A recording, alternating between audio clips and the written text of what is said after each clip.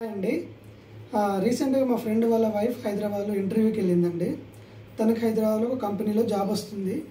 వాళ్ళు ఏమంటారంటే ఇమ్మీడియట్గా జాబ్లో జాయిన్ అవ్వమంటారు.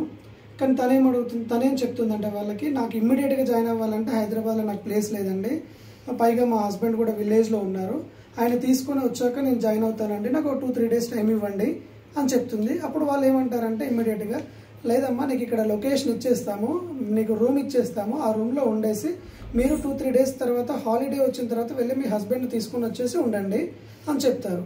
సో వెంటనే వాళ్ళు ఆ అమ్మాయికి జాబ్ యాక్సెప్ట్ చేసేసి అమ్మాయి ఆ రూమ్కి వెళ్ళిపోతుంది. ఆ రూమ్లో ఉండే అమ్మాయి వాళ్ళ హస్బెండ్కి ఒక మెసేజ్ పెడుతుంది. ఏమని పెడుతుందంటే మెసేజ్ పెట్టేస్తుంది. పొరపాటున మెసేజ్ ఏమవుతుందంటే కొంచెం అటు ఇటు, అంటే అమ్మాయి టెన్షన్లో ఉండేసి కొంచెం రాంగ్ నెంబర్కి మెసేజ్ పెడుతుంది. ఆ రాంగ్ నెంబర్కి మెసేజ్ రీచ్ అయిపోతుంది. ఆ రాంగ్ నెంబర్ సిచ్యువేషన్ ఏంటంటే, అతను అప్పుడే తన వైఫ్ చనిపోయి దహనం చేసేసి రిటర్న్ వస్తుంటే ఆ మెసేజ్ చూసి తను భయపడి ఇమ్మీడియట్గా హాస్పిటల్లో జాయిన్ అయిపోతాడు. హార్ట్ అటాక్ ప్రాబ్లం వచ్చేస్తుంది అతనికి. అసలు ఆ అమ్మాయి ఏం మెసేజ్ పెట్టిందంటేనండి,